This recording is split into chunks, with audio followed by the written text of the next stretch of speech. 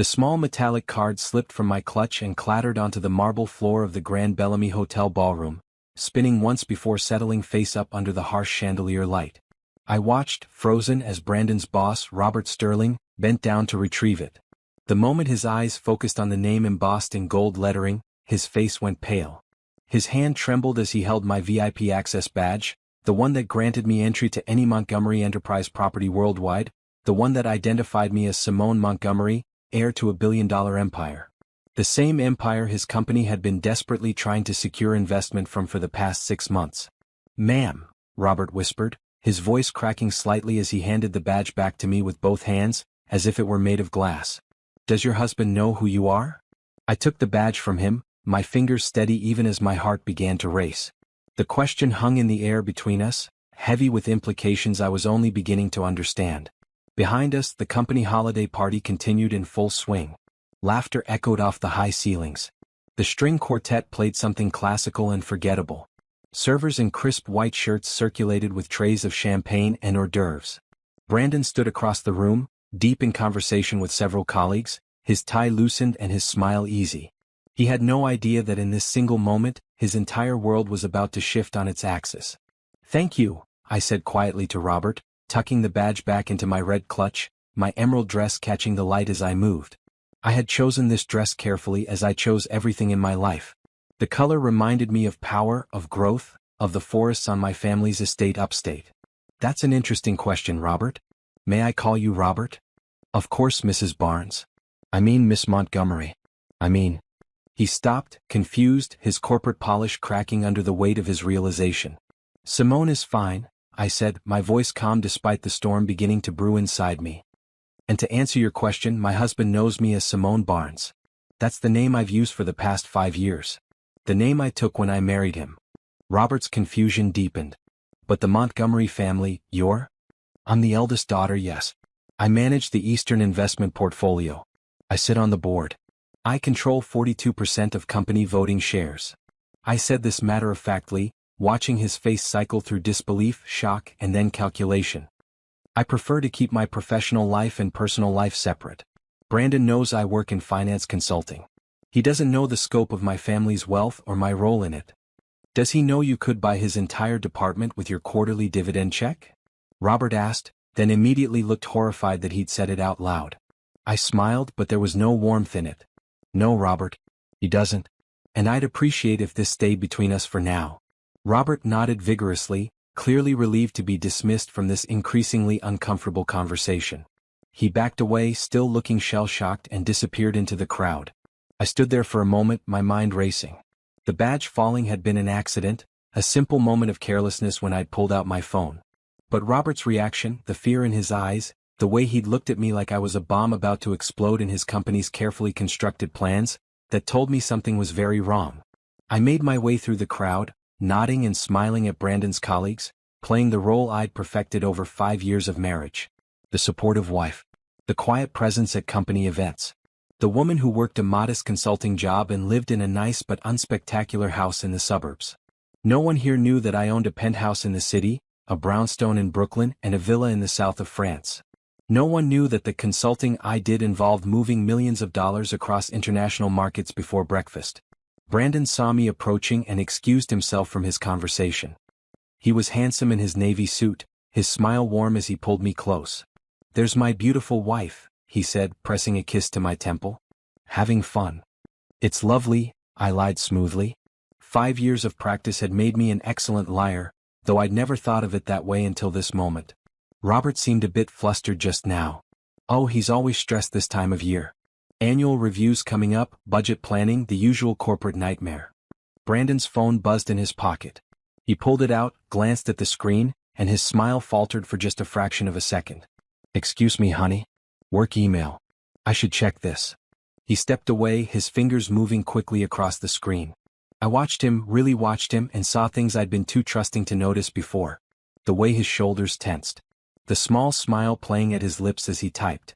The quick glance around to see if anyone was watching before he slipped his phone back into his pocket. Something cold settled in my stomach. I'd always believed in giving people privacy. Brandon and I didn't check each other's phones. We trusted each other. Or at least I trusted him. But Robert's question echoed in my mind. Does your husband know who you are? Why would that matter unless there was something else going on? Unless Brandon knowing my real identity would change something important? The party continued around me. Brandon returned to my side, slipping his arm around my waist. Ready to head out soon? He asked. I'm exhausted. Sure, I said. Just let me use the restroom first. I made my way to the ladies' room, my heels clicking on the marble floor. Inside, I locked myself in a stall and pulled out my phone. My hands were shaking now, the adrenaline finally catching up to me. I opened the family messaging app, the encrypted one that only Montgomery family members had access to, and typed a message to my cousin Patricia. Something's wrong. Need to talk tomorrow. Private. Her response came within seconds. I'm here. Whatever you need. I closed the app and stood there, breathing slowly, trying to center myself. In the mirror above the sink, I studied my reflection. 32 years old. Beautiful, my mother always said, though I'd never quite believed it. My dark skin glowed in the bathroom's soft lighting. My natural hair was styled in an elegant updo. I was wearing diamond earrings that cost more than most people's cars. And I was married to a man who might be hiding something from me. When I returned to the ballroom, Brandon was waiting by the coat check. We drove home in comfortable silence, his hand resting on my thigh as he navigated the familiar streets. Our house was a modest 3-bedroom colonial in a quiet neighborhood. Brandon loved this house. He'd been so proud when we bought it, talking about how far he'd come from his working-class roots. What he didn't know was that I'd paid for it in cash through a trust, making it look like we'd gotten an incredible mortgage rate. Inside, Brandon loosened his tie and headed for the bedroom. I'm going to take a quick shower, he called out. Long day. Go ahead, I replied, settling onto the couch. I'll be up in a minute. I heard the water start running upstairs. And then I saw it. Brandon's phone sitting on the kitchen counter where he'd set it down when we walked in. He always took it everywhere. Always. The fact that he'd left it behind felt significant, though I couldn't say why. I stared at that phone for a long moment. I'd never invaded his privacy before. Never felt the need. But something was pulling me toward it, some instinct I couldn't ignore. Robert's reaction to my badge. Brandon's tension when his phone buzzed. The way he'd smiled at that text message. I picked up the phone. I knew his passcode. We'd never kept those secret from each other. My fingers trembled as I typed it in. The screen lit up, and my entire world collapsed. Text messages filled the screen, a conversation with someone named Natalie. The preview text was enough to make my blood run cold. Can't wait to see you tomorrow. Brandon, leaving her is the right thing to do. We both know you deserve better than. I opened the full conversation. Message after message. Plans to meet up. Sweet words. Promises. Complaints about me, about our marriage, about how boring his life was. Photos. Intimate photos. Evidence of an affair that had been going on for months while I played the devoted wife. My hands stopped shaking. A strange calm settled over me, the kind of calm that comes when everything suddenly makes perfect, horrible sense. Robert had been afraid because he knew. The whole office probably knew. Everyone but me.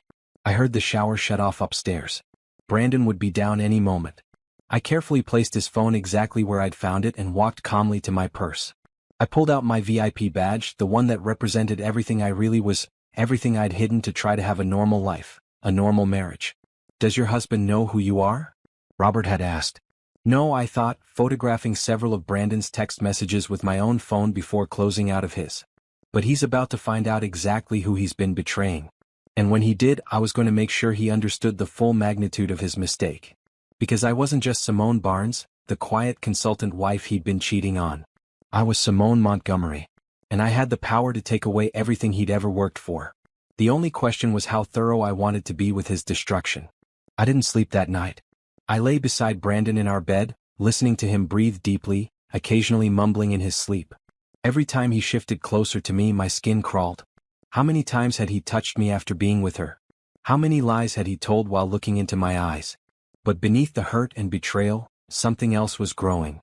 Something cold and calculating, something that had always been part of me but that I'd suppressed for the sake of this normal life I'd tried to build. I was a Montgomery. And Montgomerys didn't just survive. We conquered. As dawn broke through the bedroom curtains, I slipped out of bed and went to my home office. Brandon thought this was where I did my consulting work, reviewing portfolios for small clients. He had no idea that the encrypted laptop I kept in the locked drawer connected directly to Montgomery Enterprises' central servers. He'd never asked to see it. Never showed interest in my work at all, actually. That should have been a red flag years ago. I opened the laptop and pulled up my secure family line. Patricia answered on the first ring, her face appearing on the video call despite the early hour. She was already dressed for the day in a royal blue power suit, her short natural hair perfectly styled. Patricia ran the Montgomery family's legal division and had a mind like a steel trap. "What happened?" she asked immediately. "Brandon's having an affair," I said, my voice steady. "Has been for at least 8 months based on the texts I saw." Patricia's expression hardened. "That absolute fool. Does he have any idea who you are?" "No. And that's going to be his downfall." I pulled up the photos I'd taken of Brandon's text messages and sent them to Patricia's secure server. "I need you to prepare divorce papers. Ironclad. And I need Jerome on standby." Jerome Mitchell was the Montgomery family's personal attorney, a man who'd never lost a case and who had enough connections to move mountains when necessary. "Consider it done," Patricia said. "But Simone, are you sure? We can make this quiet. A simple divorce, a generous settlement to keep him silent about the family, and you move on." "No," I said firmly. "He doesn't get to betray me and walk away comfortable. He doesn't get to ride off into the sunset with his mistress while I hide in the shadows again. I'm done hiding." Patricia studied me for a moment, then nodded. "Okay. Tell me everything." I spent the next hour walking her through the details. The company party. The fallen badge. Robert's reaction. The text messages. Natalie's name. Everything I knew and everything I suspected. "Robert Sterling," Patricia mused. "He's the CEO of TechCore Solutions, right? The company that's been trying to get a meeting with our investment board for 6 months." "Exactly. And now he knows who I am. Which means he knows that continuing to employ the man who's cheating on a Montgomery heir is a spectacularly bad business decision." "You're going to destroy his career," Patricia said. It wasn't a question. "I'm going to destroy everything he values," I corrected. "His job. His reputation. His financial security. All of it. But legally. Cleanly. So thoroughly that he can never recover." Patricia smiled, and it was a smile I recognized. The Montgomery smile. The one that had built an empire over 3 generations. "I'll have the paperwork ready by tomorrow." "What about the mistress?" "Natalie. I need to know everything about her. Where she works, her position, her history. Everything." "I'll have a full report by this afternoon," Patricia promised.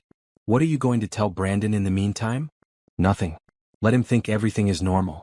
Let him keep texting his girlfriend, planning his future without me.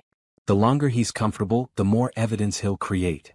After I ended the call with Patricia, I sat back in my chair and let myself feel the full weight of what I was doing. This wasn't just about revenge, though that was certainly part of it. This was about reclaiming myself. For 5 years I'd played small. I'd pretended to be someone I wasn't because I wanted to be loved for myself, not for my money. I'd wanted a partner who valued me as a person, not as a walking bank account. What I'd gotten instead was a man who cheated on me with a coworker while spending the money I gave him on another woman. The irony would have been funny if it weren't so painful. My phone buzzed with an incoming text. "Brandon, awake now and probably wondering where I was. Morning, beautiful. Making coffee. Want some?" I stared at the message, at the casual affection in those words, and felt nothing but contempt. But I typed back a cheerful response. "Yes, please. Be there in a minute." I closed the laptop, locked it away, and went downstairs to play the role of loving wife one more time. Brandon was humming in the kitchen, already dressed for work in gray slacks and a light blue shirt. He handed me a mug of coffee, kissed my forehead, and smiled. "Sleep well." "Like a baby," I lied. "Good. Hey, I might be late tonight. End of quarter reports are due, and you know how Robert gets when we're behind schedule." "No problem. I have some client calls anyway." More lies stacking on top of each other. But mine served a purpose. His were just betrayal dressed up as consideration. After Brandon left for work, I spent the morning on legitimate business calls. Running the Eastern investment portfolio for Montgomery Enterprises wasn't a small job. We managed over $3 billion in assets across real estate, tech startups, pharmaceutical companies, and green energy projects. My decisions could make or break companies. Careers rose and fell based on whether I decided Montgomery money was worth the risk. It was real power. And I was very good at wielding it. Around noon, Patricia sent through the full report on Natalie Chin. Wait, Chin was one of the restricted names. Let me change that. Around noon, Patricia sent through the full report on Natalie Green. 28 years old. Marketing coordinator at TechCore Solutions. Bachelor's degree from Estate School. Decent performance reviews but nothing exceptional. Single. Rented a small apartment across town. Active on social media, where she posted carefully curated photos of her life, including several recent ones at restaurants and hotels I recognized from Brandon's credit card statements. Credit card statements that I paid because everything was in my name. The fury rose again, hot and fierce. I pushed it down. Emotion was useful but only if controlled. Right now I needed clarity. I called Jerome Mitchell. Simone, he greeted me, his deep voice warm with familiarity. Jerome had been handling Montgomery family legal matters since before I was born. He taught me how to read contracts when I was 15. He'd celebrated at my wedding, though he'd insisted I sign a prenuptial agreement first. Patricia filled me in. I'm sorry this is happening. Don't be sorry. Just be thorough. I sent him the file on Natalie and the photos of Brandon's texts. I want to know every legal angle. What he's entitled to in the divorce, what protections we have, and what pressure points we can use. Already on it. The prenup is solid. He gets nothing from your family money or assets. The house is in a trust, so it's yours. The cars are leased through Montgomery Corporate Holdings. He has no claim on your investments or inheritance. Basically, he walks away with whatever he brought into the marriage, which according to my records was about $15,000 in savings and a 10-year-old sedan.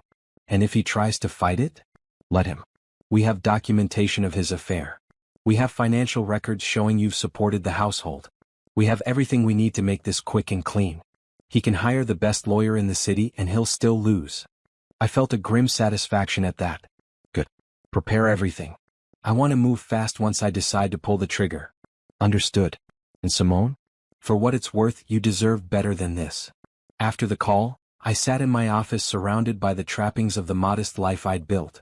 Simple furniture. Tasteful but inexpensive art. Nothing that would make Brandon suspicious. Nothing that would reveal the truth of who I was. I thought about the first time I met him, 5 years ago at a charity gala. I'd been there representing the family, writing checks and shaking hands. He'd been there as a plus one to a colleague, wide-eyed at the opulence. We talked by the bar about nothing important. He made me laugh. He'd seemed genuine, unpretentious, refreshingly normal after years of dealing with people who wanted something from me. I'd fallen for him because he didn't know who I was. Because he couldn't want my money or my connections. Because for once I could just be Simone, not Simone Montgomery of the Montgomery fortune. What a beautiful, naive fantasy that had been. My phone rang. A number I didn't recognize, but the area code told me it was local. Hello? Mrs. Barnes? This is Robert Sterling. From TechCore. I was wondering if we could speak privately. Perhaps lunch today? I smiled. The pieces were already starting to fall into place. Of course, Robert. I'd love to. Robert chose a quiet restaurant in the financial district, the kind of place where business people made deals over expensive steaks and wine. I arrived first, dressed in a green dress that cost more than most people's monthly rent, though Robert wouldn't know that. I'd learned to dress wealth down, to hide designer labels and custom tailoring behind classic styles that could pass for off the rack. Robert arrived looking nervous, his tie slightly askew. He slid into the booth across from me and ordered a scotch before even looking at the menu. Not a good sign for him. Thank you for meeting me, he started. I've been up all night trying to figure out how to approach this. Let me save you some anxiety, Robert. You want to know if Montgomery Enterprises will still consider investing in TechCore despite the complication of my personal connection to one of your employees. He blinked. You're very direct. I find it saves time. I sipped my water, watching him carefully. Here's what I know. Your company has been trying to secure Montgomery investment for 6 months. You need the capital to expand your AI division. Without it, your competitors will leave you behind. You've mortgaged the company's future on this deal going through. That's accurate, Robert admitted. And now you've discovered that the wife of one of your mid-level managers is actually the person who controls whether that investment happens. Also accurate. So you're here to do damage control. You want to know what I want. Whether I'm vindictive enough to tank your company over a personal matter. I leaned back. Am I close? Robert finished his scotch in one swallow. I'm here to tell you that if you want Brandon fired, he's fired. Today. Right now. Whatever you need. I appreciate the offer, Robert. But no. Not yet. I watched confusion cross his face. I don't want Brandon fired today. I want to handle this my way on my timeline. What I need from you is information. Information. How long has the affair been going on? Who knows about it? Does Natalie Green have any idea who I really am? Robert seemed relieved to have concrete questions to answer. I don't know exactly when it started. I first heard rumors maybe 6 months ago. People talk, you know. Someone saw them having lunch together too often. Then dinner. The marketing department has an office near Brandon's floor. They'd meet in the parking garage during lunch breaks. My stomach turned, but I kept my face neutral. Who knows? A lot of people suspect. Probably a dozen employees have mentioned it to me or to HR over the past few months. We were preparing to have a conversation with Brandon about workplace relationships when last night happened. And Natalie? She has no idea who you are. Brandon's always talked about his wife as a consultant, someone who works from home. Low-key. He's made you sound very average. No offense. None taken. That was the point. I considered this. A dozen people knew. HR knew. Robert knew. All watching Brandon make a fool of himself and of me. The humiliation of that burned. Here's what's going to happen, Robert. I'm going to file for divorce in the next few days. When I do, Brandon is going to become a liability to your company. Not because of the affair itself, but because he'll be unstable, distracted, and potentially vindictive. I understand. At that point, you'll conduct a thorough review of his performance. I suspect you'll find grounds for termination that have nothing to do with me or with his personal life. Late projects. Missed deadlines. Poor team management. Whatever you find. Robert nodded slowly. That's doable. As for Natalie Green, I want a full review of her conduct as well. Any fraternization policy violations. Any work performance issues. Anything that would justify appropriate HR action. Also doable. Good. And Robert? Once this is handled appropriately and professionally, Montgomery Enterprises will be very interested in discussing that AI division investment. I've reviewed your proposals. They're solid. You deserve the capital. The relief on Robert's face was almost comical. Thank you. I don't know what else to say. Don't thank me yet. This is business, Robert. I'm keeping business and personal separate just like I always have. But understand this. If you or anyone at your company warns Brandon or Natalie about what's coming, if you give them any heads up that allows them to prepare, the deal is off. Montgomery Enterprises has a long memory. Of course. Absolutely. You have my word. After lunch, I drove to my penthouse. Brandon didn't know about this place. It was in my name only, purchased through a shell corporation years before we met. 23rd floor, floor-to-ceiling windows overlooking the city, 3 bedrooms, 2 bathrooms, and enough space to actually breathe. This is where I'd move when I left. This is where I'd start over. Patricia was waiting for me there, having used the spare key I'd given her years ago. She'd brought files and her laptop, setting up a war room on my dining table. Jerome sent over the preliminary divorce papers, she said, handing me a thick folder. Everything's in order. We can file whenever you're ready. Good. What about the private investigator? I hired the best. Former FBI, completely discreet. He'll document everything. Photos, locations, times. Build a case so solid that Brandon can't even think about fighting it. I flipped through the divorce papers, scanning the legalese. It was all there. Irreconcilable differences. Division of assets. The prenuptial agreement attached as an exhibit.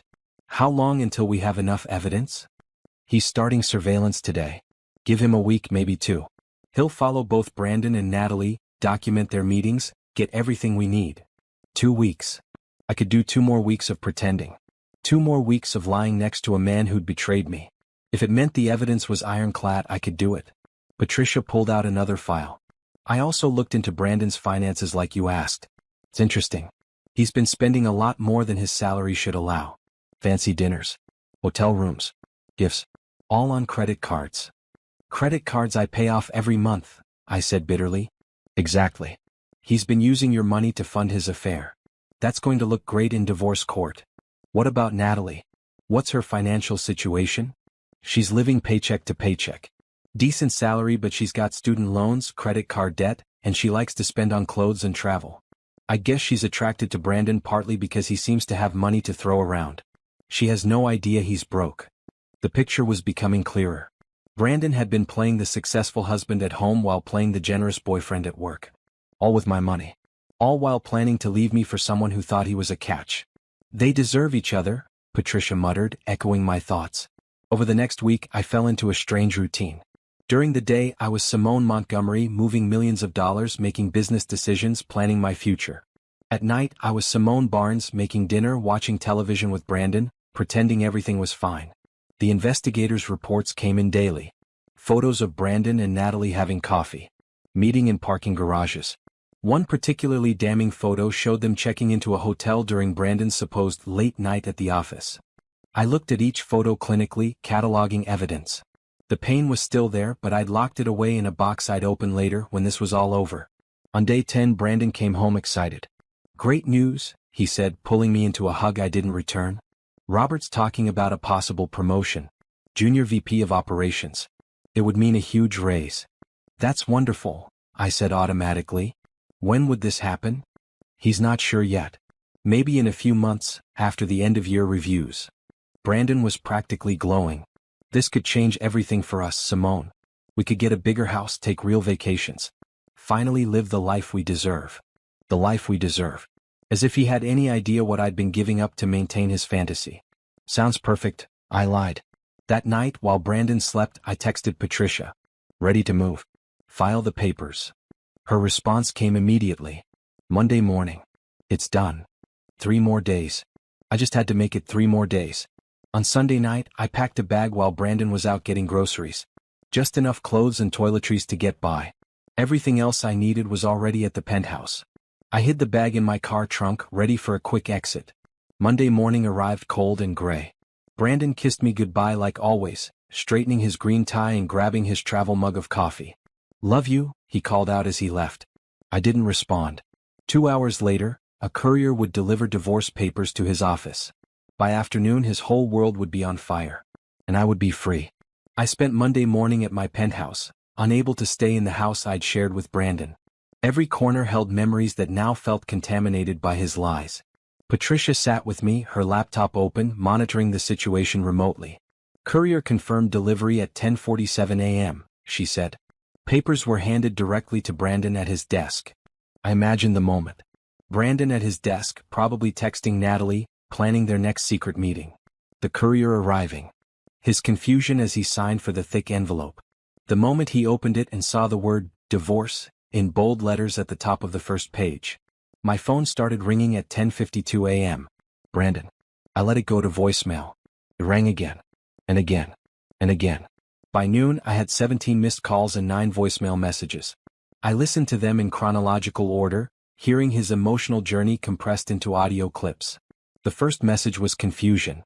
"Simone, I just got some papers at work. This has to be a mistake. Call me back." The second was denial. "This isn't funny. If this is some kind of joke, it's not okay. Call me." The third was panic. "Please pick up. We need to talk about this. Whatever's wrong, we can fix it."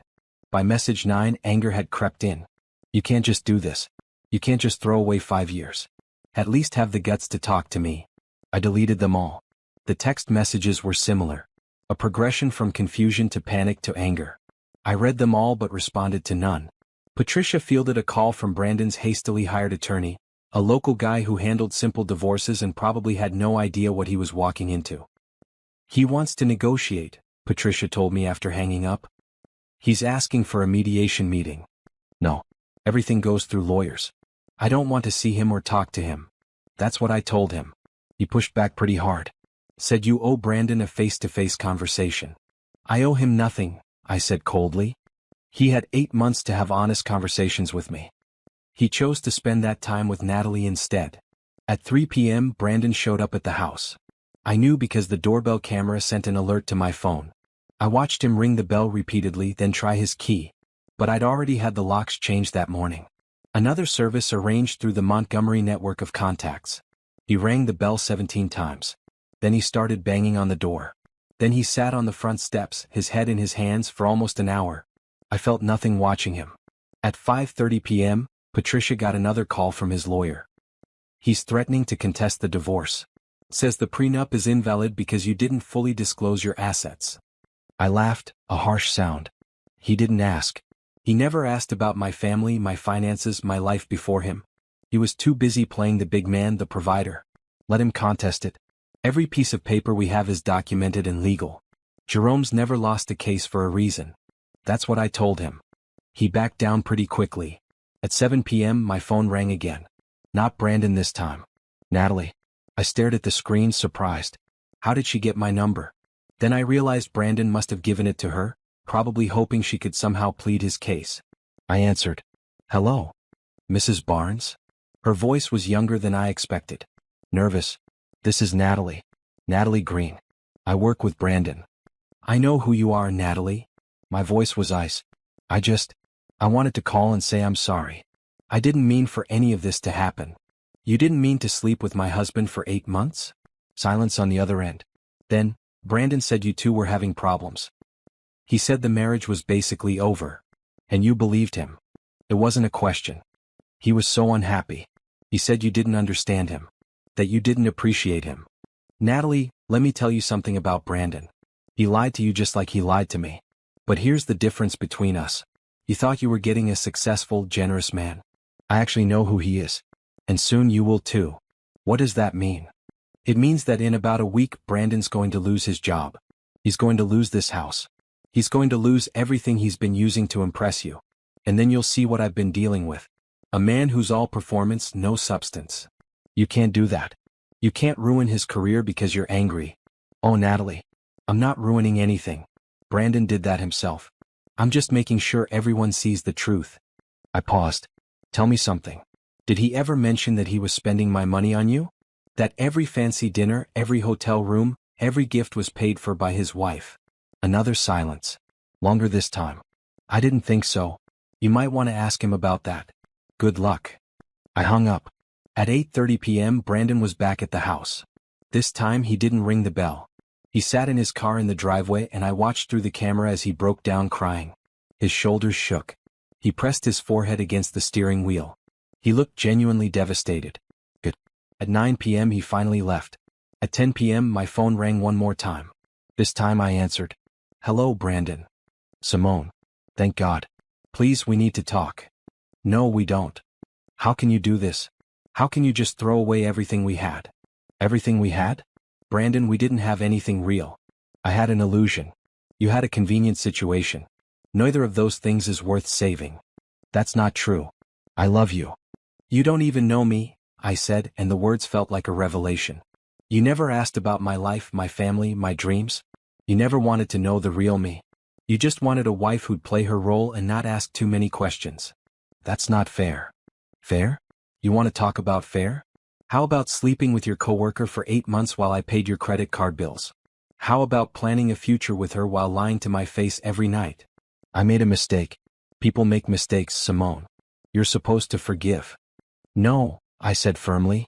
I'm supposed to value myself enough to walk away. And that's what I'm doing. Please. Just meet with me. One conversation. Face to face. No. I deserve a chance to explain. You deserve exactly what you're getting. Nothing. I took a breath. The divorce papers are clear. Sign them and this goes quickly and quietly. Fight them and I'll bury you in legal fees you can't afford. Your choice. You're being cruel. No, Brandon. I'm being fair. Maybe for the first time in our marriage, I'm being completely fair. Goodbye. I hung up and blocked his number.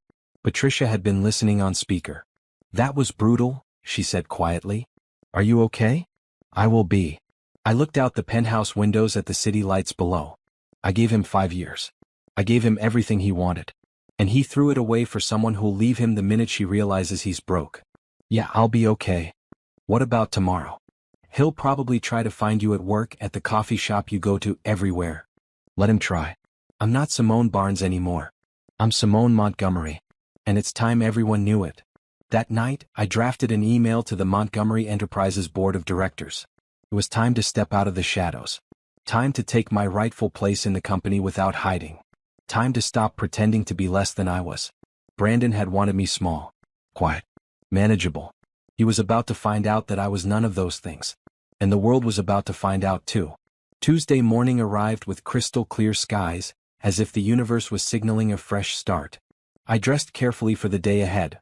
A maroon power suit with sharp lines, black heels, and the diamond Montgomery family crest pin my grandmother had given me on my 21st birthday.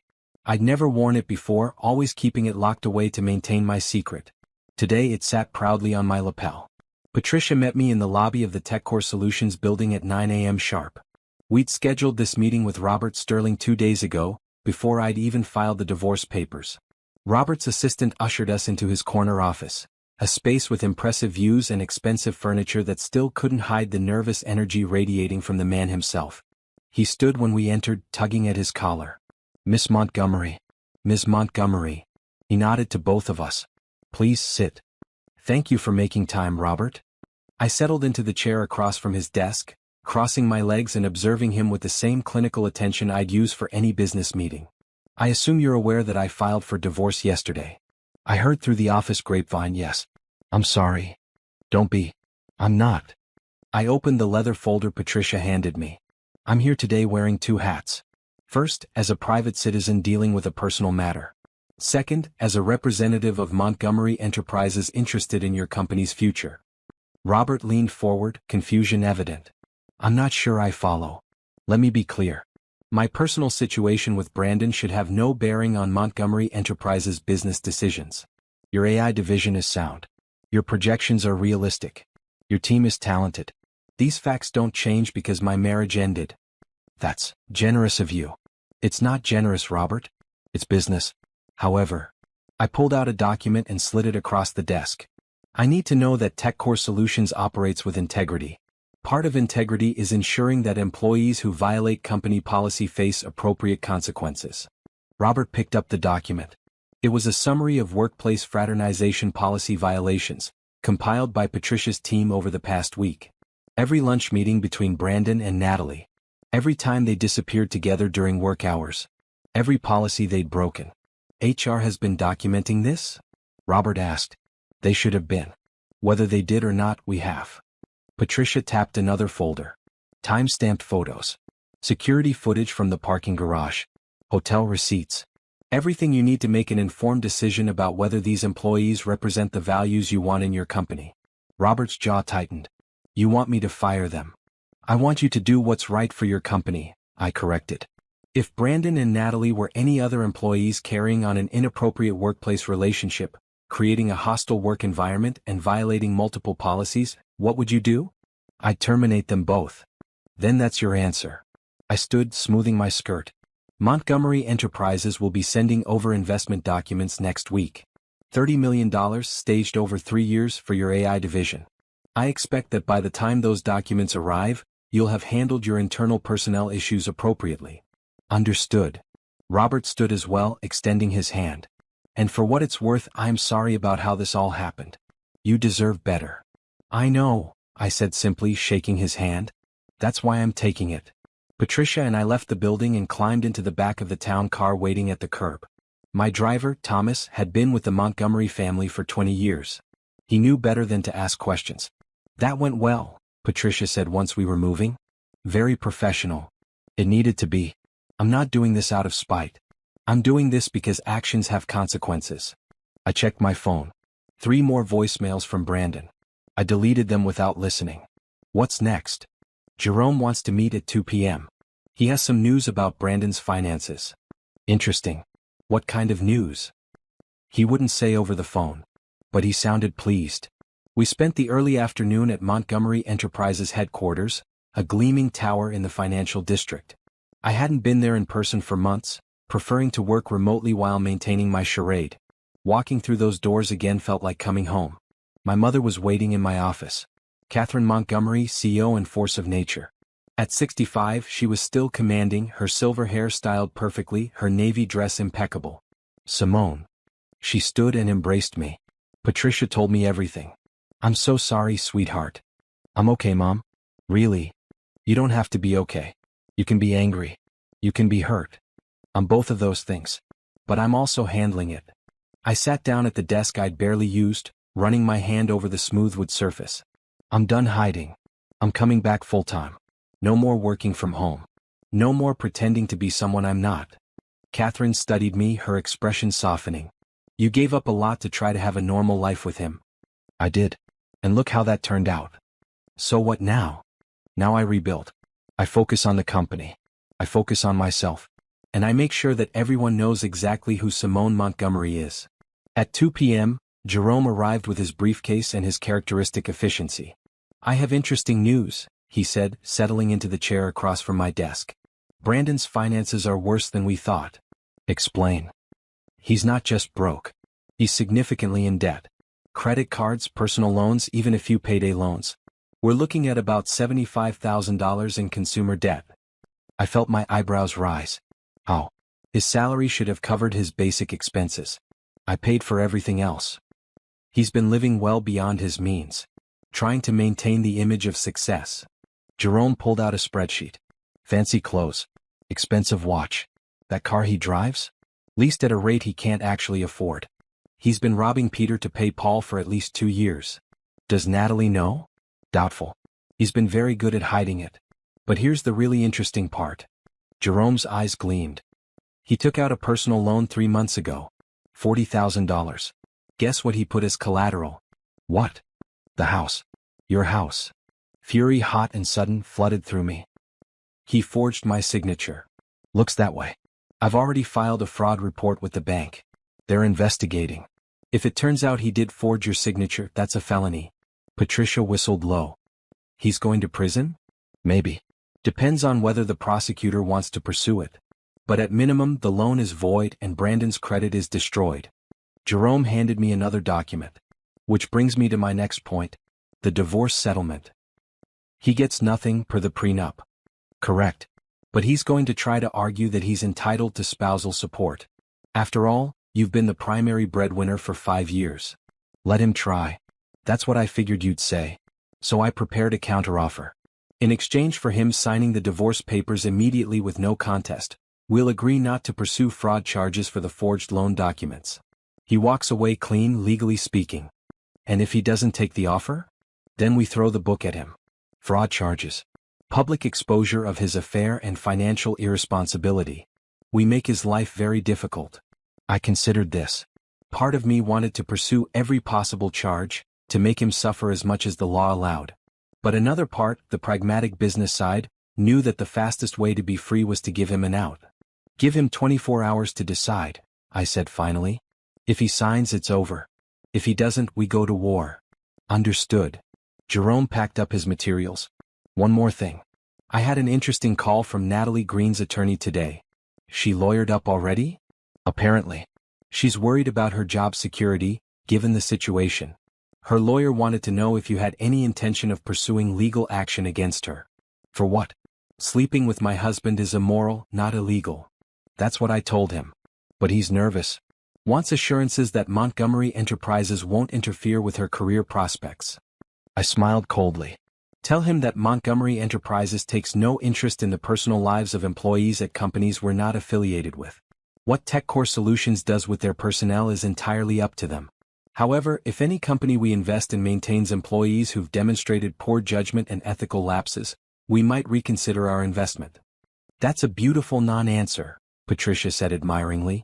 I learned from the best. I nodded to my mother, who smiled. The rest of the day passed in meetings and strategic planning. By 6 p.m. I was exhausted but also energized. For the first time in years I felt like myself again. No hiding. No pretending. Just Simone Montgomery in all her complex glory. My phone buzzed with a text from Robert Sterling. Both employees have been terminated effective immediately. Thank you for bringing this to our attention. Looking forward to our partnership. I showed the text to Patricia. It's done. How do you feel? Satisfied. Brandon spent years building his career. He thought he was on track for a VP position. And now, because he couldn't keep it in his pants and couldn't stay honest, it's all gone. What do you think he'll do? I don't know. And honestly, I don't care. That's his problem now. But even as I said it, I knew there would be fallout. Men like Brandon, men who'd built their entire identity on success and status, didn't take losses well. He'd lost his marriage, his job, and his financial security all in 48 hours. The question wasn't whether he'd lash out. The question was how and when and whether I needed to prepare for it. Wednesday morning, I woke up to 17 text messages from an unknown number. I knew immediately it was Brandon using a different phone. You destroyed my life. I lost my job because of you. How can you be so heartless? Natalie left me. She said this is all my fault. I have nothing. Nothing. Are you happy now? I blocked the number and got ready for my day. Patricia arrived at the penthouse at 8 a.m. with coffee and pastries. Brandon's lawyer called Jerome at 6 a.m., she said. He's signing the papers. No contest. It's over. Good. I bit into a croissant, barely tasting it. What about the fraud charges? Jerome's dropping them as promised. The bank is writing off the loan as uncollectible. Brandon's credit score is in the toilet, but he's not facing criminal charges. And Natalie? According to my sources at TechCore, she cleaned out her desk yesterday afternoon. No dramatic exit. She just left. Word is she's already applying for jobs in other cities. Smart move. Her reputation here is shot. I sipped my coffee looking out at the city. What about Brandon's financial situation? Patricia pulled out her tablet. It's bad. Without his salary, he can't make minimum payments on his credit cards. He's got maybe 2 months before the collection calls start. The car will get repossessed in about 6 weeks unless he can make the lease payments, which he can't. Where's he staying? His brother's place, from what we can tell. Small apartment. Not ideal for a man used to better. I should have felt more satisfaction. Instead, I just felt tired. This isn't who I wanted to be, Patricia. The woman who ruins her ex-husband. You didn't ruin him, Simone. He ruined himself. You just stopped enabling his terrible choices. Maybe she was right. But it still felt heavy. Over the next week, the divorce moved forward with bureaucratic efficiency. Papers were signed. Assets were divided, though there wasn't much to divide since everything was mine. Brandon got his old sedan, his clothes, and his personal items. Everything else stayed with me. I heard through various sources that Brandon was struggling. His brother's wife wasn't happy about the indefinite house guest. He couldn't find work because word had spread in the industry about why he'd been fired. His debt was mounting. He'd applied for unemployment but was fighting with the state about eligibility since he'd been terminated for cause. I tried not to think about it. I tried to focus on my work, on rebuilding my life, on the future instead of the past. But then Jerome called with news that changed everything. Simone, we have a problem. Brandon's filed for bankruptcy. So, that's his business. Normally, yes. But he's listed you as a creditor. He's claiming you owe him for contributions to the household during your marriage. That's absurd. The prenup clearly states. I know what it states. But in bankruptcy court, he can make these claims and it becomes public record. Your name, your involvement, all of it. And given that you never disclosed your full financial situation to him, he's arguing that the prenup was signed under false pretenses. I felt ice in my veins. He's trying to expose me. Not just expose. He's trying to extract money. He's claiming he's entitled to compensation for 5 years of being married to someone who lied about their identity. I never lied. I just didn't tell him everything. In bankruptcy court, they might see those as the same thing. And Simone, if this goes forward, it becomes a media circus. Your family, your wealth, all of it public. What do? We can fight it. Prove the prenup is valid. Prove he had no claim to your family assets. But it'll take time and it'll be messy. Or what? Or we settle. Give him enough money to drop the bankruptcy filing and sign a comprehensive NDA.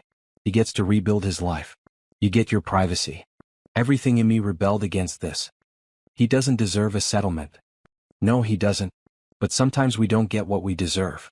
Sometimes we get what we're willing to pay for. I thought about it for a long time. About Brandon, desperate and cornered. About the media attention if this went public. About the questions, the speculation, the invasion of privacy I'd spent 5 years trying to avoid. How much? I'm thinking $250,000. Enough to pay off his debts, give him a fresh start, and make it worth his while to stay quiet. $250,000. It was nothing to me financially. A rounding error in my quarterly dividends. But it felt like letting him win. I need to think about it. That night I talked to my mother. Catherine listened quietly as I explained the situation, then poured us both glasses of wine. What do you want to do, Simone? I want to fight. I want to prove he has no claim. I want to win. But winning might cost me more than losing. My privacy. My peace. The ability to move forward. Catherine nodded. Your great-grandfather once told me something I never forgot. He said that the smartest business people know when to fight and when to buy their way out of a problem. Fighting is expensive in money and in energy. Sometimes it's cheaper to just pay the toll and move on. So I should give him the money. I think you should do what allows you to sleep at night. If you need to fight this, fight it. If you need to end it and move on, end it. Either way, you have the family's full support. 2 days later, I called Jerome.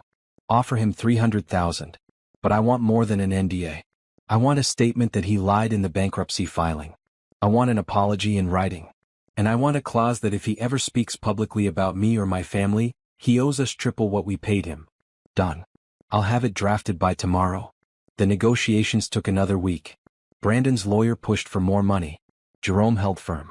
Eventually, they settled at $350,000 in exchange for everything I'd asked for plus a permanent restraining order that kept Brandon from contacting me or coming within 500 feet of my properties. The day the papers were signed, I felt nothing. No relief, no anger, no sadness. Just a blank space where my marriage used to be. Patricia took me to dinner that night at a restaurant with too many forks and too much pretension. "It's over," she said, raising her glass. "You're free." Why doesn't it feel like freedom? Because you're grieving. Not for him, but for what you thought you had. For the dream of a normal life. Was that so wrong? To want something real? No, honey. It wasn't wrong. But maybe you were looking for real in the wrong place. Real isn't about hiding who you are. Real is about finding someone who loves all of you, including the parts you thought you had to hide. I drank my wine and thought about that. For 5 years, I'd hidden my wealth, my power, my real identity, thinking that was the only way to find genuine love. And I'd ended up with a man who'd loved neither the fake version nor the real one. He just loved what I could do for him. "I'm done hiding," I said finally. "No more pretending. No more playing small. From now on, anyone who wants to be in my life has to accept all of me." "Good," Patricia said. "Because the real you is spectacular." Later that night, alone in my penthouse, I opened the box I'd been avoiding. The one with photos from my wedding, mementos from the early days of my marriage, all the little pieces of a life that turned out to be built on sand. I looked at each photo, each memento, really looked at them. And then I put them away, sealed the box, and donated it to a storage facility. Not thrown away but archived. Part of my history but not part of my present. Tomorrow I'd wake up and be Simone Montgomery again, fully and completely. No more Simone Barnes. No more hiding. And if Brandon thought he could haunt me with bankruptcy filings and legal threats, he was about to learn that $350,000 was the cheapest I'd ever be. The price of my peace had been paid. Now I could finally move forward. I thought I was done with the whole mess. Brandon was out of my life, legally and completely. The divorce was final. The settlement was paid. I'd moved on to focusing on my work and my real life. Then Patricia called with unexpected news. "Natalie Green is suing TechCore Solutions for wrongful termination," she said. "And guess whose name came up in the filing? Mine." "Yep. She's claiming she was fired because of her relationship with Brandon, and that you used your financial influence to get her terminated. She wants damages, back pay, and a public apology." I closed my eyes, fighting back a headache. This is never going to end, is it? Actually, this might end it for good. Her lawsuit is baseless. We have documentation that she violated company policy. TechCore has a paper trail a mile long. She's going to lose. But it drags me back into this mess. Only if you let it. Jerome's already filed a motion to have you removed from the suit. You're not a TechCore employee. You have no authority over their hiring or firing decisions. The most you did was alert them to policy violations, which any concerned party could have done. Still, it bothered me. I'd paid Brandon to go away. I thought that was the end. But Natalie apparently hadn't gotten the message. Over the next few weeks, I watched from a distance as Natalie's lawsuit fell apart. TechCore's legal team was competent and thorough. They presented evidence of policy violations, inappropriate workplace behavior, and documented warnings that Natalie had ignored. But what really destroyed her case was something she hadn't anticipated. Other TechCore employees came forward with complaints about her behavior that had nothing to do with Brandon. Apparently, Natalie had a history of workplace drama. She'd started rumors about colleagues. She'd taken credit for other people's work. She'd used her looks and charm to manipulate managers into giving her preferential treatment. The picture that emerged was of someone who'd been a problem employee long before Brandon came into the picture. The affair was just the final straw. Patricia kept me updated on the proceedings. The judge isn't impressed with her case. TechCore's lawyer suggested they might countersue for legal fees. Natalie's lawyer is trying to negotiate a quiet dismissal. Will she take it? She doesn't have much choice. She can't afford to drag this out, and she's not going to win. In the end, Natalie dropped the lawsuit. No money changed hands. No apologies were issued. She simply withdrew her complaint and faded into obscurity. I heard through industry contacts that she'd moved to another city, changed her name slightly on her resume, and was trying to rebuild her career. Good luck to her, I thought. She'd learn eventually that actions have consequences. But the real turning point came about 6 weeks later, when I received an email from someone I didn't know. The subject line read, "Thank you." I almost deleted it as spam, but something made me open it. "Dear Ms. Montgomery, you don't know me, but I worked at TechCore Solutions until last year. I left because of a hostile work environment created by Natalie Green and Brandon Barnes. Natalie was my supervisor, and she made my life miserable because I wouldn't help her cover up her relationship with Brandon. When I heard that they'd both been fired, and that their behavior had finally been addressed, I felt like someone had lifted a weight off my chest.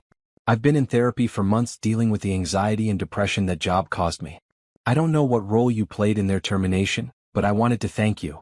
People like them get away with their behavior because no one with power ever holds them accountable. You did. And because of that, TechCore is apparently a better place to work now.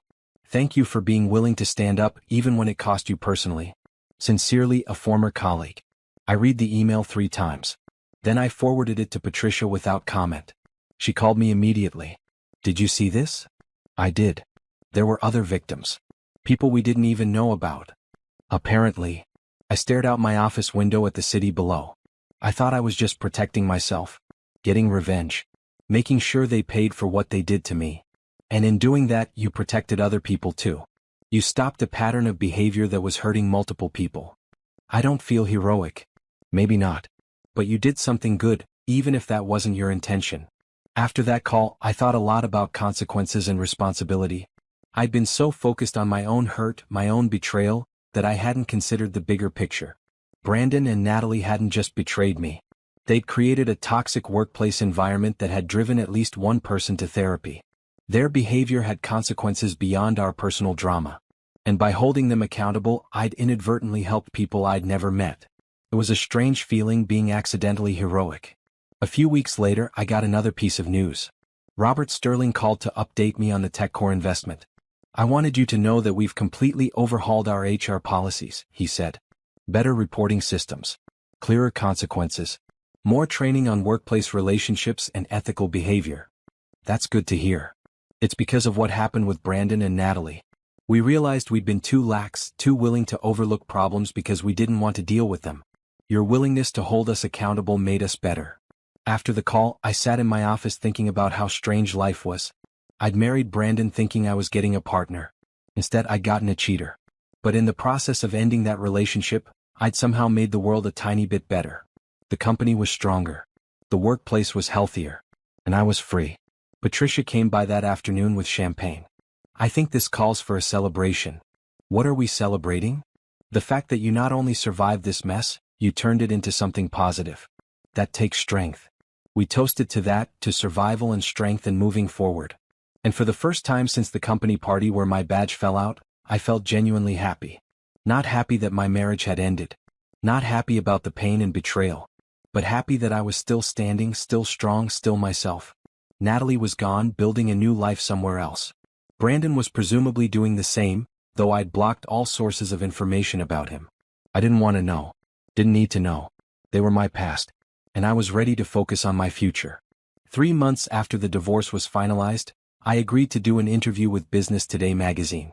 They'd been requesting one for years, but I'd always declined, preferring to stay out of the public eye. But now, with my decision to stop hiding, it felt like the right time. The interview took place in my office at Montgomery Enterprises. The reporter, a sharp woman named Jennifer, arrived with a photographer and a list of questions. "Let's start with the basics," Jennifer said, her recorder running. "You're one of the youngest board members at Montgomery Enterprises and you control a significant portion of the company's voting shares. But until recently, you've been almost invisible in the business world. Why?" "I valued privacy," I said carefully. "I wanted to be known for my work, not for my family name or wealth." "But something changed?" "Something did. I realized that hiding who I am wasn't serving me or anyone else. I was playing small when I should have been stepping into my full power." The interview continued, covering my work with Montgomery Enterprises, my vision for the company's future, and my plans to launch a new foundation supporting women in business. "The Montgomery Foundation for Women's Economic Empowerment," Jennifer read from her notes. "Can you tell me about that? It's something I'm passionate about." Too many women stay in bad situations, whether professional or personal, because they lack financial independence. This foundation will provide grants, business loans, and support services to help women build their own wealth and freedom. Is this inspired by personal experience? I paused, considering how much to share. Let's just say I understand what it's like to realize you have more power than you thought. And I want other women to have that realization without going through hardship first. The photographer took pictures throughout the interview. Me at my desk. Me looking out the window. Me in the conference room. All very professional, very polished. When the interview ended, Jennifer packed up her equipment.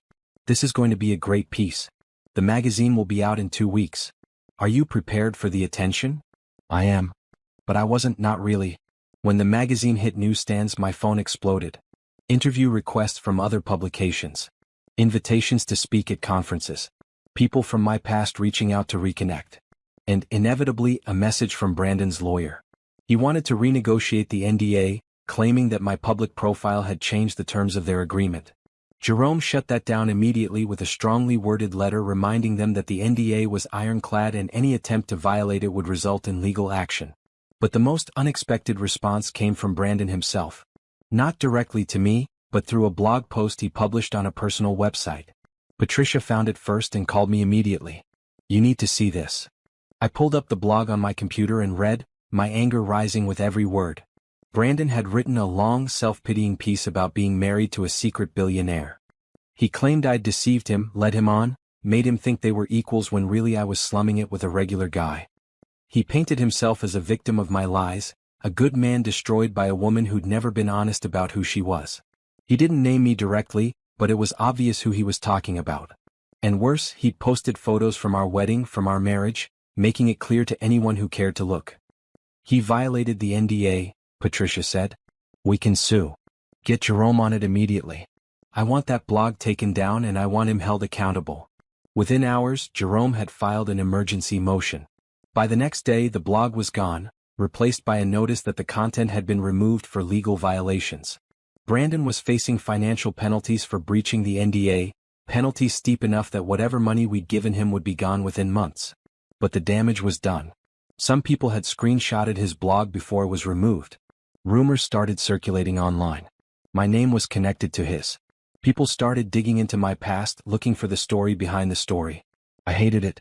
Hated the invasion of privacy, the speculation, the gossip. But I also refused to hide. Instead, I gave another interview, this time to a respected business journalist who'd been covering my family's company for years. There's been some speculation about your personal life, he said delicately. Would you like to address it? Not in detail. But I will say this, I was married. That marriage ended. And I'm moving forward with my life. Anyone trying to profit off that story or invade my privacy will face legal consequences. Your ex-husband posted some claims online before the blog was removed. Any comment? My ex-husband signed a legally binding agreement. He violated that agreement. He's facing the consequences of that violation. Beyond that, I have nothing to say about him. Fair enough. Let's talk about the foundation instead. The second interview ran in a major financial newspaper. The tone was respectful, focused on my work rather than my personal drama. It set the narrative the way I wanted it set. Powerful woman moves forward after personal setback, builds something meaningful. The gossip didn't disappear completely, but it faded. Brandon tried to post again on social media, but each time Jerome's team had the content removed for NDA violations. Eventually, Brandon stopped trying. The penalties were adding up, and his lawyer had apparently advised him that he was making things worse. Through it all, I kept working. I launched the foundation officially at a gala that raised $2 million in its first night. I appeared on panels about women in business. I gave talks at universities. I became the public face of Montgomery Enterprises in a way I never had been before. And slowly, carefully, I built a new identity. Not Simone Barnes, the quiet consultant wife. Not even just Simone Montgomery, the billionaire heir. But Simone Montgomery, the businesswoman, philanthropist, and advocate for women's economic empowerment. People started reaching out with their stories. Women who'd left bad relationships and rebuilt their lives. Women who'd started businesses with nothing. Women who'd found their power and their voice. Their stories inspired me. Reminded me why I was doing this. Why I'd stopped hiding. One night, about 6 months after the magazine interview, I was at a charity dinner when a woman approached me. She was about my age, elegantly dressed in a green gown, her confidence evident. "Miss Montgomery? I just wanted to thank you. Your foundation gave me a grant to start my business. I've been able to leave a bad situation and build something of my own. You literally changed my life." I felt tears prick my eyes. What kind of business? Financial consulting for women going through divorce. Helping them understand their assets, their rights, their options. I wish I'd had someone like that when I was going through my divorce. Now I can be that person for others. We talked for a few more minutes, and after she left, I stood there thinking about the ripple effects of everything that had happened. My pain had led to action. My action had helped others. Those others were helping more people. Brandon had tried to break me. Instead, he'd freed me to become who I was always meant to be. And that, I thought, was the best revenge of all. A year after the divorce, my life had settled into a new rhythm. I woke up each morning in my penthouse, went to the office at Montgomery Enterprises, spent my days making decisions that moved millions of dollars, and came home to a space that was completely mine. I'd redecorated the penthouse, making it truly reflect who I was. Bold colors on the walls. Art from African American artists. Comfortable furniture that invited you to stay a while. It was a home, not just a space. The foundation was thriving. We'd helped over 300 women in the past year with grants, loans, business training, and support services. We'd expanded from 1 city to 5. Patricia had joined the board, bringing her legal expertise to help women navigate divorces and business formations. I'd also reconnected with old friends, people I'd drifted away from during my marriage to Brandon. College roommates, childhood friends, family members I'd seen only at holidays. They'd all welcomed me back with open arms, and I realized how much I'd isolated myself trying to maintain my fake identity. "You seem happy," my mother said one Sunday afternoon. We were having lunch at her estate, sitting on the terrace overlooking the gardens. "I'm happy. For the first time in years I feel like myself." "No regrets about the marriage?" I thought about that. I regret marrying Brandon. I regret wasting 5 years on someone who didn't value me. But I don't regret what I've learned. About myself, about what I really want, about who I want to be. And what do you want? I want to keep building. The business, the foundation, relationships that are real and honest. A life that doesn't require me to hide or play small. What about romance? Are you ready for that? I smiled. Maybe. Eventually. But it has to be different this time. It has to be someone who loves all of me, not just the parts one chooses to show them. As if the universe was listening, I met Gregory 2 weeks later at a fundraiser for childhood literacy. He was a fellow philanthropist, running his own foundation focused on education access. We ended up talking by the appetizer table, a conversation that started with small talk about the event and deepened into a real discussion about impact, purpose, and the responsibility that came with wealth. "Most people don't understand," Gregory said, gesturing with his champagne glass. "They think having money solves all your problems. But it actually creates different problems. How to use it responsibly. How to make real change. How to know if people want you or want your resources." "Exactly," I said, relieved to talk to someone who understood. I spent 5 years hiding who I was because I was afraid of that last part. Afraid that people would only want me for my money. How did that work out? Terribly. I married someone who didn't really know me, which meant he couldn't really love me. And when things fell apart, they fell apart completely. We talked for over an hour. He was easy to talk to, smart, funny, and refreshingly honest about his own mistakes and struggles. When the event ended, he asked for my number. "I'd like to take you to dinner," he said. "A real dinner where we can keep talking." I hesitated. It had only been a year. Was I ready?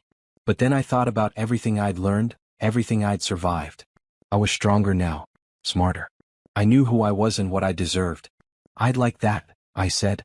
Our first date was at a quiet restaurant, nothing fancy or showy. Gregory picked me up himself, driving a sensible car and wearing a blue shirt that brought out his eyes. We talked about our work, our families, our hopes for the future. He didn't try to impress me. Didn't name drop or show off. Just was himself, completely and honestly. At the end of the night, he walked me to my door. "Can I see you again?" "Yes," I said. "But Gregory, I need to be clear about something. I'm not looking for anything casual. I've done casual and it doesn't work for me. If we're going to do this, we need to be honest with each other. Completely honest." "I can do that. Can you?" "I'm learning." We saw each other regularly after that, but I took it slow. Really slow.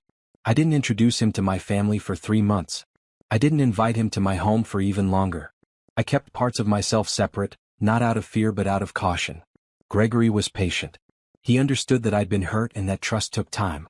He shared his own story, a marriage that ended badly 10 years ago, a long period of being alone, and finally getting to a place where he was ready to try again. "I'm not trying to rush you," he said one evening. We were walking through the botanical gardens enjoying the spring flowers. "But I want you to know that I'm serious about this. About you. I'm not going anywhere." "That's good to know. Because I'm serious too. I just need to take my time." "Take all the time you need." 6 months into our relationship, I told him the full story about Brandon. Everything. The secret identity. The affair. The divorce. The public fallout. All of it. Gregory listened without interrupting, his hand holding mine on the bench where we sat. When I finished, he was quiet for a moment. Then he said, "That must have been incredibly painful." "It was. And you survived it. More than survived. You turned it into something powerful." "I'm still learning how to do that. We're all still learning. But Simone, I want you to know something. What Brandon did, the way he treated you, that has nothing to do with your worth. You are valuable and worthy of love exactly as you are. All of you. The business executive, the philanthropist, the woman who was hurt, all of it." I felt tears on my cheeks and didn't try to hide them. "Thank you for saying that. I mean it. And whenever you're ready, I'd like to be part of your life. Really part of it. Meeting your family, being there for the good days and the hard ones, all of it. I think I'm ready for that." And I was. That Christmas, Gregory came to the Montgomery family gathering. My mother loved him immediately. Patricia grilled him thoroughly and gave her approval. My younger siblings welcomed him into the chaos of our family with open arms. Watching him fit so naturally into my real life, I realized this was what I'd been missing with Brandon. Integration. Acceptance. The ability to be fully myself without fear. "He's good for you," Patricia said, pulling me aside during dinner. "You're softer with him. More yourself." "I know. It's scary how easy it is." "Easy isn't bad. You've earned easy." As the year ended, I looked back at everything that had happened. The pain of betrayal. The strength it took to walk away. The work of rebuilding. The joy of rediscovering myself. I'd lost a marriage, but I'd gained so much more. My identity. My power. My peace. And maybe, just maybe, the possibility of real love with someone who saw me and valued me for exactly who I was. That was worth more than any revenge could ever be. 18 months after my divorce was finalized, I stood in a ballroom very much like the one where my badge had fallen and changed everything. But this time I wasn't there as someone's plus one hiding in the background. I was there as the guest of honor. The Montgomery Foundation was celebrating its first anniversary, and the gala was packed with donors, recipients, and supporters. The room glowed with soft lighting and elegant decorations. A string quartet played in the corner, the same kind of music that had been playing the night my world fell apart. But everything was different now. I wore a red gown, bold and unapologetic. My hair was styled naturally, no longer pressed or straightened to fit in. Gregory stood beside me in a charcoal suit, his hand resting lightly on my back, a steady presence. Patricia gave the opening speech, talking about the foundation's work and impact. In just 1 year, we've helped over 500 women start businesses, leave toxic situations and build financial independence. And we're just getting started. Then it was my turn to speak. I walked to the podium looking out at the crowd of faces. Some I knew. Many I didn't. But all were there because they believed in the work we were doing. A little over a year ago, I began. I was at a company party when something fell out of my purse. A badge. A simple piece of plastic with my real name on it. And in that moment, everything changed. I paused, gathering my thoughts. For 5 years I'd been hiding who I was. I thought that if I made myself smaller, quieter, more ordinary, I'd find genuine connection. What I found instead was betrayal. But I also found something else. I found myself. The room was silent, everyone listening. The foundation exists because I learned the hard way that financial power is freedom. It's the ability to walk away from situations that don't serve you. It's the capacity to build the life you want instead of settling for the life someone else thinks you should have. And it's the courage to be fully, completely yourself. Applause rippled through the room. So to every woman we've helped this year and to every woman we'll help in the years to come, I want you to know this. You are powerful. You are worthy. And you deserve a life that celebrates all of who you are, not just the parts that make other people comfortable. More applause, stronger this time. After the speech, people came up to talk to me, to share their stories, to thank me for the foundation's work. I listened to each one, genuinely present in a way I never could have been when I was hiding. Gregory stayed close, meeting people, charming my family, fitting into my world like he'd always been there. When there was a break in the crowd, he pulled me aside. "That was beautiful," he said. "I'm proud of you. Thank you for being here. There's nowhere else I'd rather be." Later in the evening, I stepped outside onto the terrace for a moment of quiet. The city spread out below, lights twinkling in the darkness. So much had changed since that night at Brandon's company party. So much growth and healing and transformation. I heard footsteps behind me and turned, expecting Gregory. Instead, I saw Brandon. He looked different. Older. Tired. His suit was off the rack, his shoes scuffed. The confident man I'd married was gone, replaced by someone diminished. "Simone," he said quietly, "I know I'm not supposed to be here. I know about the restraining order. But I saw the gala in the news and I needed to see you. I should have called security. Should have had him removed immediately." But something in his expression stopped me. "You have 2 minutes," I said coldly. "Then I'm calling the police. I just wanted to say I'm sorry. For everything. For the affair, for the lies, for trying to hurt you after the divorce." I was angry and scared and I lashed out. "But you didn't deserve any of it." "No, I didn't. I see what you've built now. The foundation, the company, your life. And I realize I never really knew you at all. I married someone I thought I could control, someone who would make me feel important. I never saw who you really were." "No, you didn't." He looked down at his hands. "I've lost everything. My career, my reputation, my financial stability. But the worst part is knowing that I lost you. That I had something real and valuable and I threw it away for something meaningless.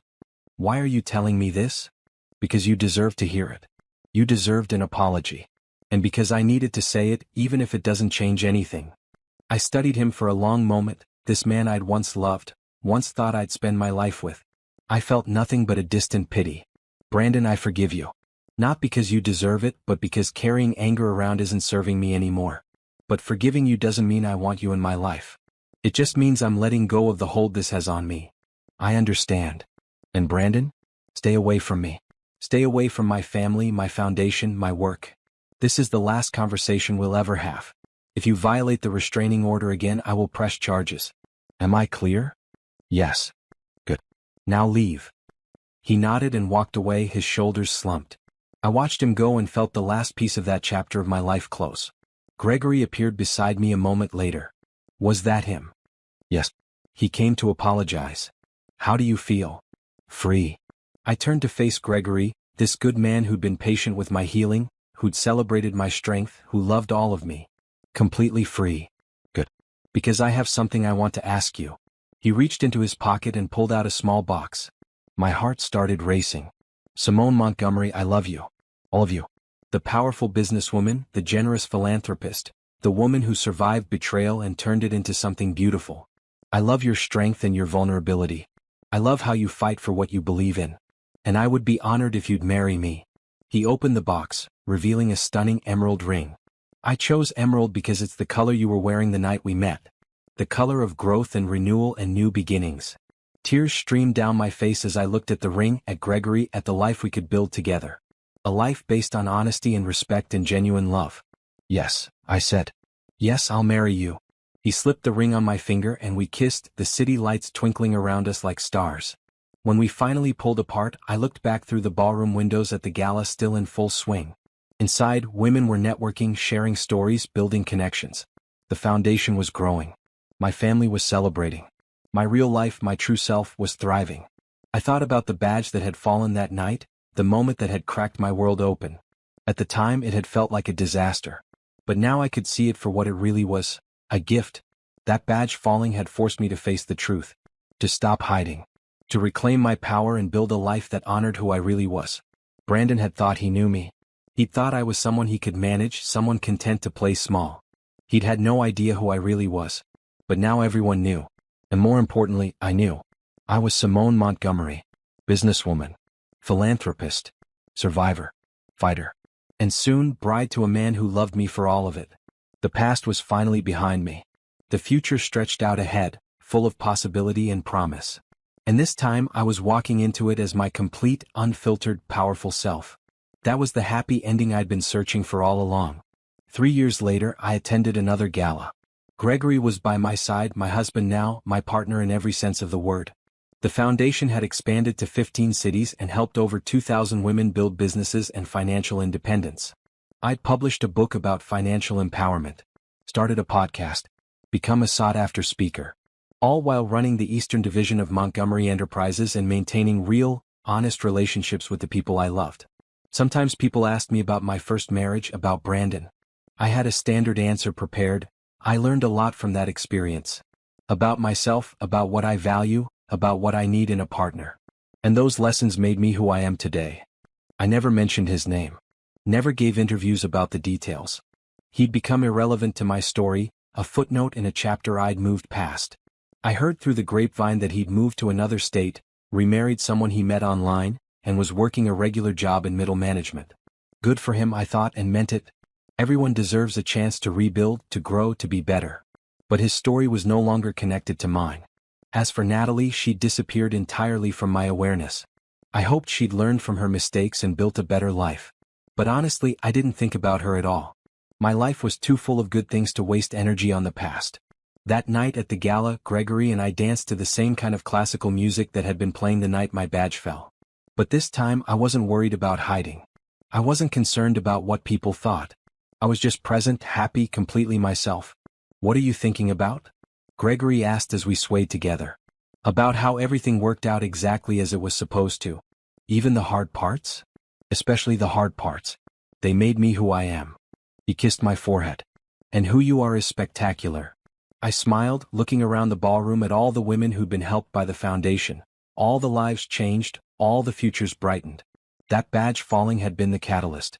But I was the one who'd done the work. Who'd chosen to step into my power instead of staying small. Who'd built something meaningful from pain and betrayal. Revenge, I'd learned, wasn't about destroying someone else. It was about building yourself up so strong, so complete, so genuinely happy that the person who tried to break you became irrelevant. That was the best revenge. And the best part? It didn't feel like revenge at all. It just felt like living my best life.